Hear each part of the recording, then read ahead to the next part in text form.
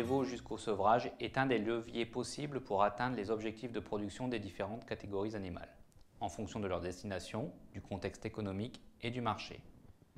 Néanmoins, à l'échelle du système d'exploitation, la stratégie retenue doit aboutir à une conduite cohérente des différents lots d'animaux au sein du troupeau.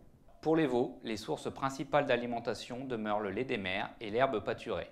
N'oublions pas que le terme broutard provient du fait que le veau qui tète sa mère et qui l'accompagne en prairie broute également de l'herbe. Dès lors, une fois les animaux dehors, le pâturage reste la source première des apports. La complémentation des veaux ne doit pas être un palliatif à une déficience chronique du système fourrager. Le but de la complémentation est de couvrir les besoins constants du couple mère-veau autour de 12 UFL par jour, pour permettre la production laitière, couvrir la remise en état de la vache et faciliter la croissance du veau avec un GMQ entre 1000 et 1200 g par jour. La complémentation se justifie quand les diminutions combinées de la quantité de lait maternel et d'herbe ne couvrent plus les besoins du veau. C'est pourquoi, sauf en cas de chargement élevé, de sécheresse prononcée ou pour des stratégies de vélage à 2 ans, elle ne se justifie pas pour les génisses car une bonne gestion de l'herbe permet de maintenir un GMQ de 900 à 1000 g par jour et d'atteindre l'objectif de 40% du poids adulte au sevrage. Dès lors, il convient souvent d'alloter au pâturage en séparant veaux mâles et veaux femelles. Pour les mâles, la complémentation se raisonnera en fonction du climat et notamment en cas de sécheresse, du chargement au pâturage, des objectifs de commercialisation, les poids et les dates de vente, du type d'animaux produits, broutard, taurillon ou bœuf, mais également de la date de vélage, pas ou peu de complémentation pour des vélages de fin d'été, une complémentation l'été suivant la date de sevrage prévue pour les vélages d'hiver et pour les vélages de fin d'hiver et début de printemps, la complémentation sera réalisée en automne pour éviter que les veaux ne soient pas trop légers au sevrage. D'après différents essais menés en station expérimentale, quelles que soient les situations, un apport de concentré augmente la croissance des veaux et leur poids au sevrage. Il faut donc trouver le compromis entre valorisation par l'animal et intérêt économique.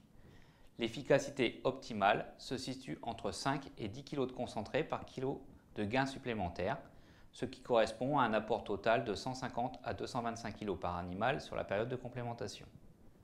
Par conséquent, les doses homéopathiques ne sont pas utiles et les consommations de luxe ne présentent pas d'intérêt économique, tout en accroissant les risques de problèmes sanitaires, que ce soit entérotoxémie ou météorisation notamment. Les apports doivent être progressifs, de 1 kg par jour au démarrage à 3 kg, 3 kg et demi par jour avant sevrage. En pratique, la consommation d'aliments concentrés par les veaux est d'environ 1 kg par 100 kg de poids vifs aux nourrisseurs, contre 0,5 kg par 100 kg de poids vifs en cas de distribution rationnée.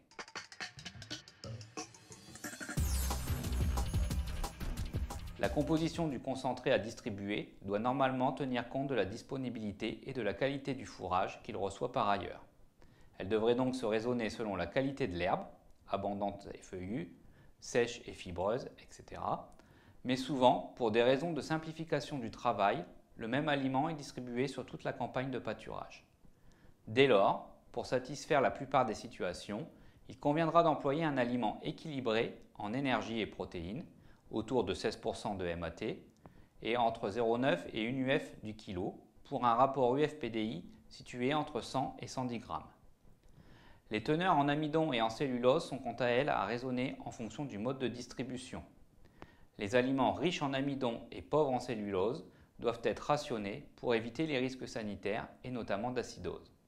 Pour des distributions à volonté, surtout en cas de forte consommation, la digestion sera sécurisée par des teneurs en cellulose au minimum de 11 à 12%. Les aliments composés du commerce sont généralement sécurisés en cellulose, mais leur valeur est alors souvent plus faible, autour de 0,8 UFV par kilo, soit une valeur proche de l'herbe pâturée, limitant alors l'intérêt de les utiliser.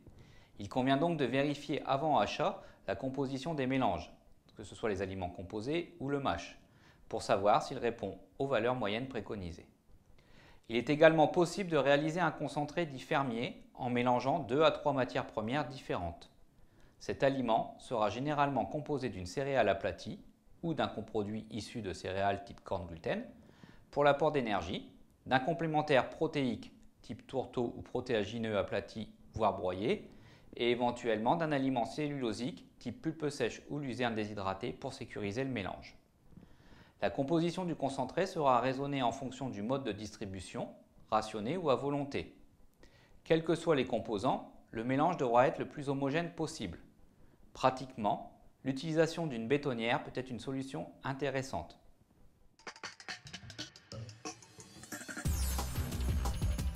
Il existe deux méthodes de distribution au pâturage, rationné ou à volonté en libre service, c'est-à-dire le nourrisseur. Dans le cas de l'utilisation d'un nourrisseur, il y a des risques de surconsommation, voire des pertes possibles, et difficultés de contrôler la consommation.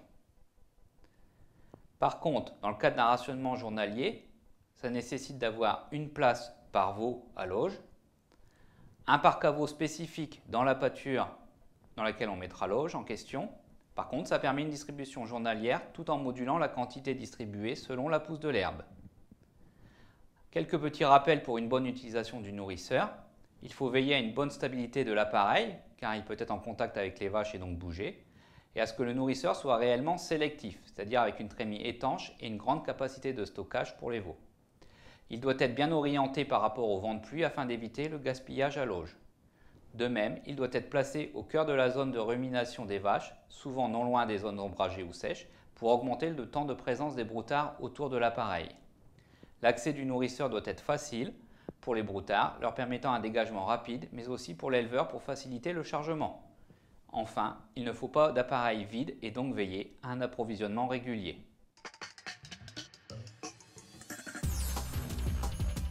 La complémentation ne reste qu'un appoint à apporter lorsque la production laitière des mères diminue et que la pousse de l'herbe ralentit.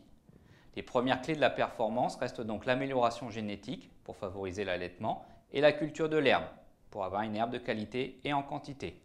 Une fois ces critères travaillés, la réussite d'une bonne complémentation passera par des quantités distribuées raisonnables et une réflexion économique sur le type d'aliment utilisé, mais aussi sur les objectifs recherchés. Toute l'équipe du service élevage vous remercie et vous invite à une prochaine vidéo pour de nouveaux conseils.